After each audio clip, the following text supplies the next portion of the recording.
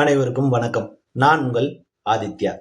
இன்னைக்கு ஜெயம் ரவியோடைய பிரச்சனை வலைதளத்துல அதிகமா போயிட்டு இருக்கு. ஜெயம் ரவிக்கும் ஜெயம் ரவியோட மனைவிக்கும் உள்ள பிரச்சனைய நாம ஜோதிட ரீதியா அலசி ஆராய்ஞ்சு எது உண்மை அப்படின்னு பார்க்க போறோம். ஏன்னா இப்ப ஜெயம் ரவி தவறு செஞ்சாருன்னா அவருடைய மனதை நோகடிக்கிற மாதிரி சில பல கமெண்ட்ஸ் அங்க போய் சேரும்.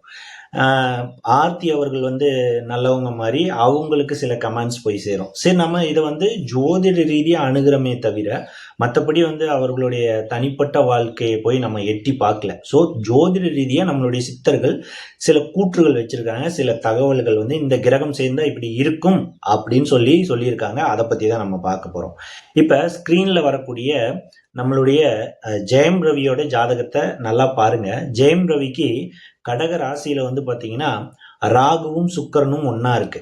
ராகு அப்படிங்கிறது ஒரு திருட்டு கிரகம். ராகு அப்படிங்கிறது எந்த ஒரு விஷயத்தையும் இருட்டான ரூமுக்குள்ள செய்யக்கூடியது. உதாரணத்துக்கு ட்ரக்ஸ் கடத்தல், ப்ளஸ் கொள்ளையடிக்கிறது, திருட போகிறது,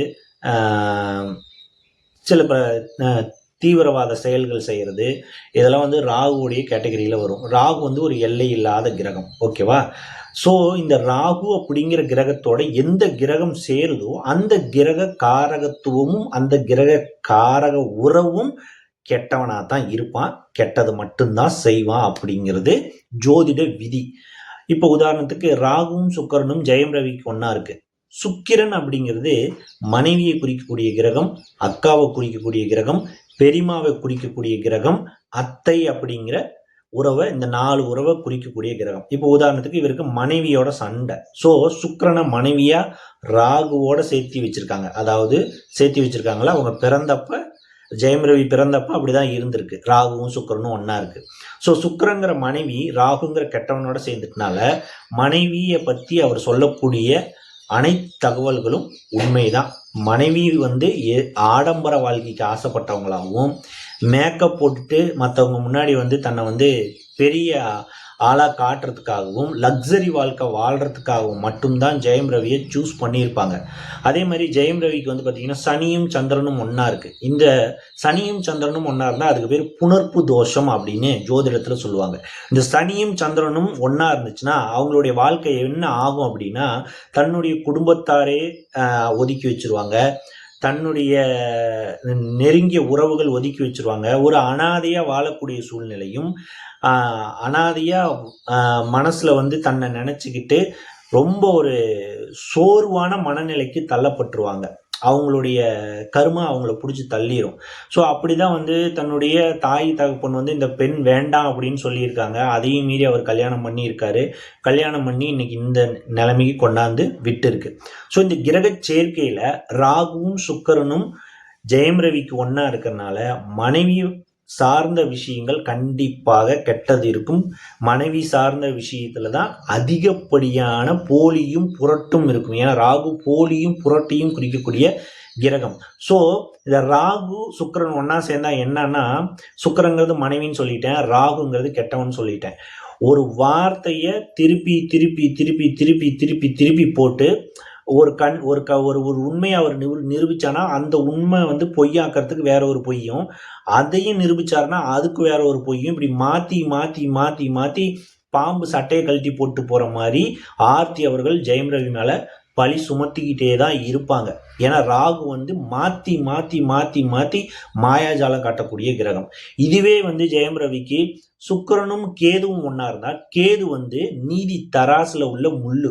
தராசு சனீஸ்வரன்னா கேது அந்த தராசுல உள்ள முள்ளு. ஸோ மனைவி சார்ந்த விஷயத்துல ஒரு நியாயம் கண்டிப்பா இருக்கும். ஒரு சட்ட ரீதியா எடுக்கக்கூடிய விஷயங்களுக்கு அவங்களுக்கு உண்மையா தான் இருப்பாங்க அப்படிங்கிறத இந்த கேதுவும் சுக்கரனும் ஒன்னா இருந்தா நம்ம ஓகே, மனைவி வகையில ஒரு குறிப்பிட்ட நியாயம் இருக்கு அப்படின்னு எடுத்துக்கலாம். ஆனா ஜெயம் ரவிக்கு ராகுவும் சுக்கரனும் ஒன்னா இருக்கனால கண்டிப்பாக ஜெயம் ரவியோட மனைவி ரீதியா எந்த ஒரு உண்மையும் இருக்க வாய்ப்பு இல்லை. ஜெயம் ரவி மேல தேவையில்லாத பழிகளை சுமத்துறாங்கிறது தான் ஜோதிட ரீதியான நிதர்சனமான உண்மை. அதே மாதிரி ஸ்கிரீன்ல வரக்கூடிய ஆர்த்தியோட ஜாதகத்தை பாருங்க.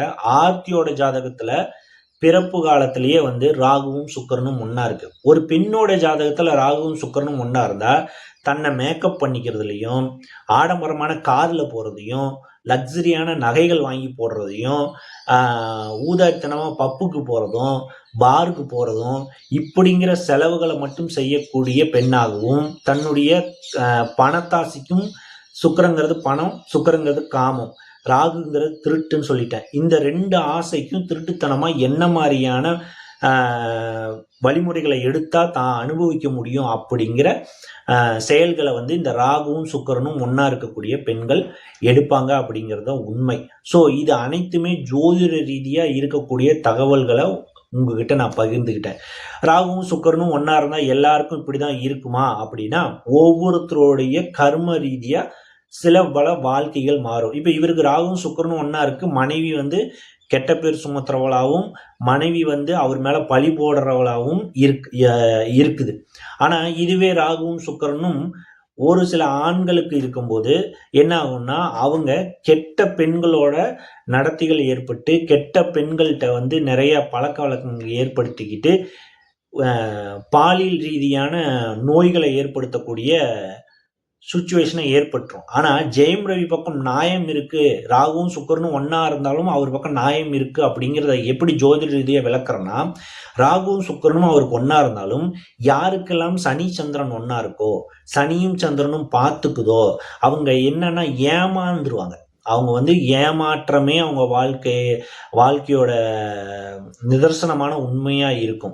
இப்போ சனியும் சந்திரனும் ஒன்றா இருக்கிறனால அவர் ஒரு அனாதையாக வாழ்க்கையோடைய மனசோர்வின் உச்சத்துக்கு போய் எல்லாத்தையும் வெறுத்து தனிமையை ரசிக்கக்கூடிய ஒரு நபராக மாறிடுவாங்க. ஸோ இவர் ராகுவும் சுக்கிரனும் ஒன்றா இருக்கிற ஆண் ஜாதகம் ஜெயம் ரவி, இவர் தப்பான பெண்களை தேடி போவார், தப்பு செய்வார் அப்படிங்கிறத இல்லைன்னு சொல்றதுக்கு இந்த சனியும் சந்திரனுடைய கூட்டு இருக்கும். ஒருவேளை இந்த சனியும் சந்திரனுடைய கூட்டு இல்லைன்னா ஜெயம் ரவியும் தப்பான பெண்கள்கிட்ட போவாரு, தப்பான பெண்கள்கிட்ட பழகுவாரு அப்படின்னு நம்ம ஆணித்தரமா சொல்லிடலாம். ஆனா சனியும் சந்திரனும் ஒன்னா இருக்கும்போது அவங்க ஏமாற்றப்பட்ட நபர்களாகத்தான் இருப்பாங்க அப்படின்னு சொல்லி இந்த ஆர்த்தியோட ஜாதகத்தையும் ஜெயம் ரவிகளுடைய ஜாதகத்தையும் பார்க்கும்போது ஜெயம் ரவிக்கு அதிகப்படியான உண்மையும் நியாயமும் நிச்சயமா நிதர்சனமா இருக்கும். ஜெயம் ரவியோட மனைவி அவர் மேல தேவையில்லாத பழிகளையும் சுமத்தக்கூடிய சுச்சுவேஷன் தான் ஏற்படும் அப்படிங்கிறது தான் நிதர்சனமான உண்மை. அடுத்து ஜெயம் ரவி என்ன பண்ணுவாரு அப்படின்னு பார்த்தீங்கன்னா, இப்போ பார்த்தீங்கன்னா ராகு கேது பயிற்சி அடுத்து வரப்போகுது. இந்த ராகு கேது பயிற்சி அடுத்து வரும்போது இந்த கேது பயிற்சியாகி கடகத்துக்கு போகும். அப்ப கடகத்துக்கு போகும்போது அவருடைய பிறப்பு கால ராகு மீதும் சுக்கிரன் மீதும் கேது பயணம் பண்றதுனால மனைவி கிட்ட சட்ட நடவடிக்கையில, கேதுன்னா கோர்ட்டு ரீதியா சட்ட நடவடிக்கை எடுத்து சட்ட ரீதியா மனைவிய டைவர்ஸ் பண்ணக்கூடிய ஒரு ஃபியூச்சர் எதிர்காலத்துல ஜெயம் ரவிக்கு நடக்கும் அப்படின்னு சொல்லி இந்த 2 ஜாதகத்துல உள்ள விளைவுகளை ஜோதிட ரீதியாக கொடுத்திருப்பேன். நன்றி. அடுத்த வீடியோவில் சந்திப்போம். அதுவரைக்கும் உங்களிடமிருந்து விடைபெறுவது உங்கள் ஆதித்யா.